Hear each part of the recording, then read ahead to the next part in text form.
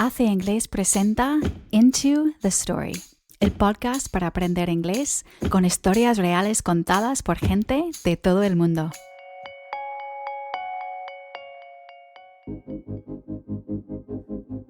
Hi there.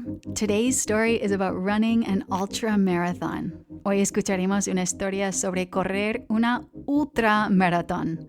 Tom hablará de lo durísimo que fue intentar correr una ultramaratón de 60 kilómetros por Wilson's Promontory, un parque nacional en el sureste de Australia lleno de paisajes increíbles. And then you're just running into the darkness, not knowing where to go, thinking like, what the hell did I get myself into? I'm already battling in the first 5 kilometers and I haven't reached the top of the hill. This story is a real adventure. Tom shares why he decided to sign up for the ultramarathon and how he trained hard to be able to run such an impressive distance. On race day, Tom speaks about some unexpected challenges, from bad weather to getting lost. Will he complete the race in time? Antes de empezar, veamos algunas palabras y expresiones que escucharás durante la historia de Tom. Firstly, to push yourself to do something. The word push here means to make a great effort, hacer un gran esfuerzo. For example, you might say, I need to push myself to stay awake until midnight, or I push myself to work harder. To push yourself to do something. Next, to clock or to clock up. This expression in British English means to reach or gain a particular number or amount of something. You'll hear Tom speak about clocking 60 to 70 kilometers per week, conseguir correr entre 60 y 70 kilómetros a la semana as part of his training program. To clock up. Next, to take a toll. If something takes a toll or takes its toll, it means that it has a bad or serious effect on someone or something, que pasa factura o se cobra su precio. For example, long hours and high-pressure situations take a toll on the company's employees. Or you could say an intense training program takes its toll on your body. Take its toll. A gut feeling. A gut feeling means to have an intuition or instinct towards something or someone. In today's story, Tom talks about the gut feeling, el instinto, that he relies on during the marathon. A gut feeling. And finally, a relief. If you hear someone saying, "That's a relief," or "What a relief," they mean that they're able to relax and feel secure again after a stressful moment or a complicated situation. En español sería "Qué alivio." What a relief. Aprovecha al máximo este episodio visitando haceingles.com/podcast para bajarte la transcripción, la ficha de vocabulario y un test de comprensión, que por cierto te irá muy bien si te estás preparando para un examen oficial de inglés. Okay, let's get into the story. I am Thomas Zachariassen. I am living in Stockholm, Sweden at the moment, and I'm originally from Melbourne, Australia. Running is it's definitely not for everyone.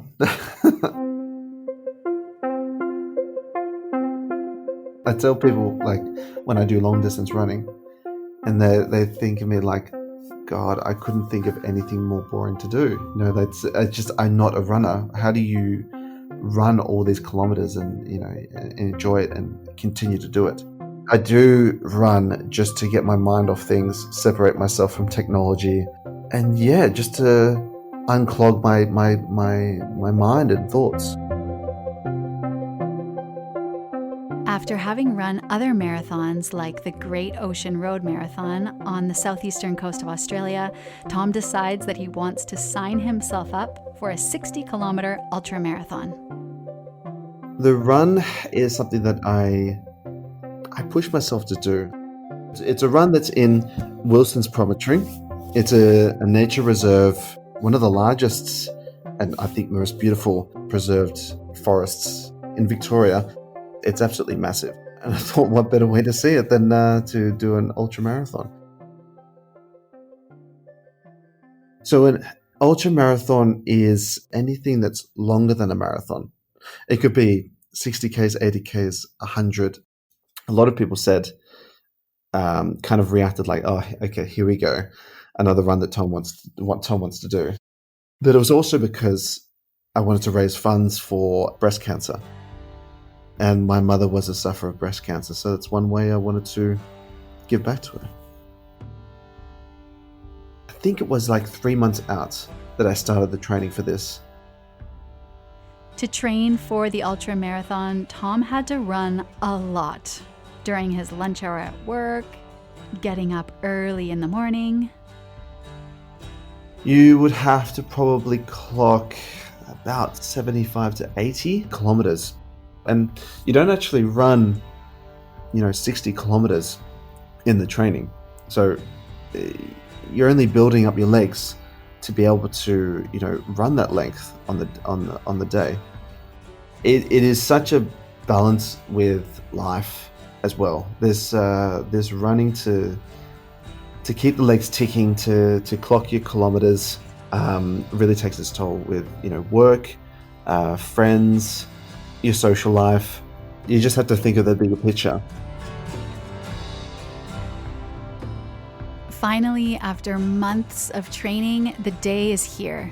Tom wakes up super early to get to the race on time.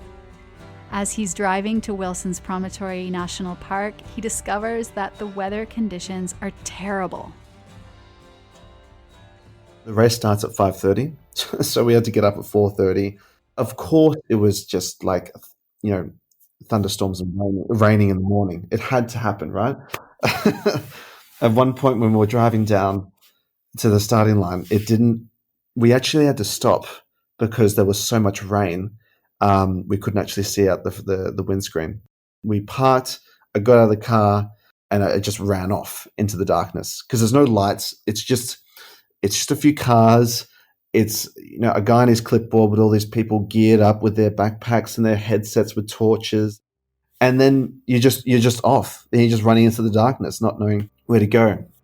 Oh, God, the hill at the beginning, that was an incline that just kept going and going and going.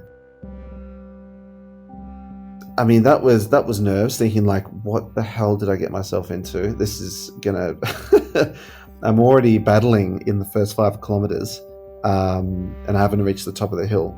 I didn't do the right training for this. At this point, early in the race, Tom begins to have a lot of emotions about how unprepared he is.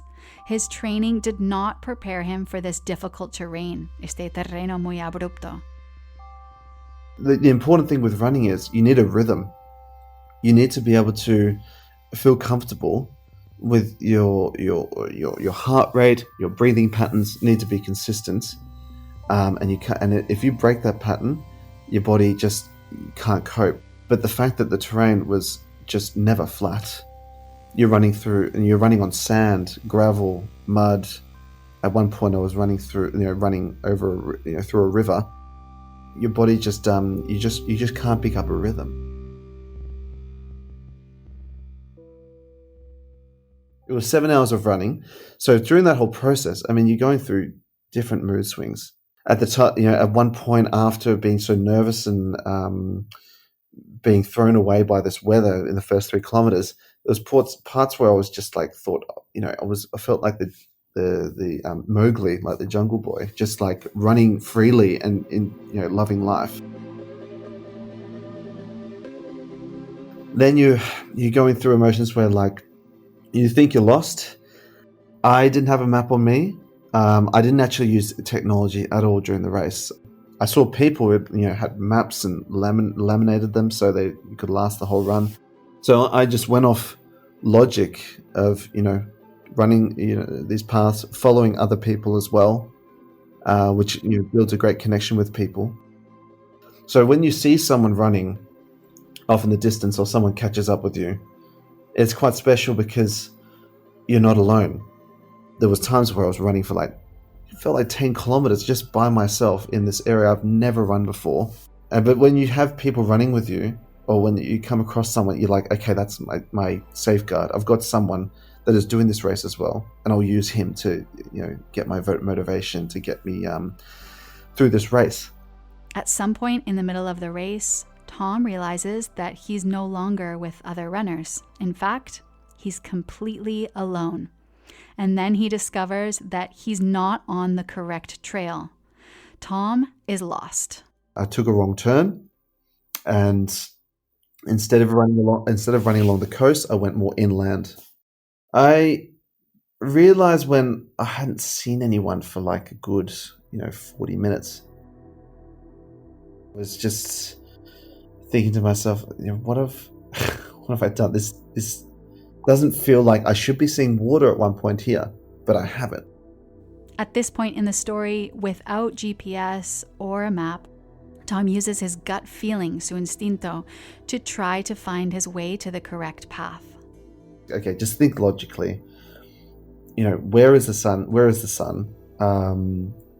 Just you're running towards the east of the island if you're facing a certain direction. So I just need to go off, logic really, and just go with my gut feeling to think, okay, this is the way back. They talk to you about, like, if you don't make it to the finish line, you need to pack these aluminium bags so you can keep warm, or something to cover you so you can keep warm during the night while the rescue team comes to get you. So there's things that play on your mind the whole time. Lucky enough, I did do a trial run, and I did come across that same path that I ran. It was like I was thanking God at that point.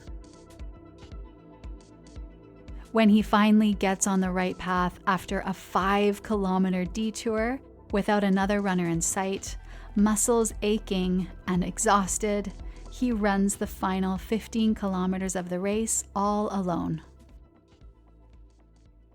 By the end of it, it's quite funny actually. My friends are waiting like really patiently. I came hours after my expected finishing time, and they're just waiting and waiting and waiting. And the finish line actually came from the back. I didn't actually finish the proper way, and I literally walked up to my friends who had been facing, and they're just all looking curiously, like, where the hell is Tom? Like, when is he going to finish this race? And I just walked up and I said, literally being a meter away, I just said, oh, hey guys. And they're like, what the they just got shocked. So they cheered, and they were like, aren't you meant to be coming that way? And they were like, and I said, I got lost along the way. Thanks for hanging around. It was a massive relief, and I think seeing them at the finish line, they just really motivated me. I was feeling pretty amazing, being able to see Wilson's Prom and that type of beauty, in that way. I was really appreciative in that sense. Yeah, it's something that will always be a part of me running, and I always appreciate, and I will keep it up. You do go through the pain, but the experience, being that close to, being through that much pain, you do appreciate life that much more.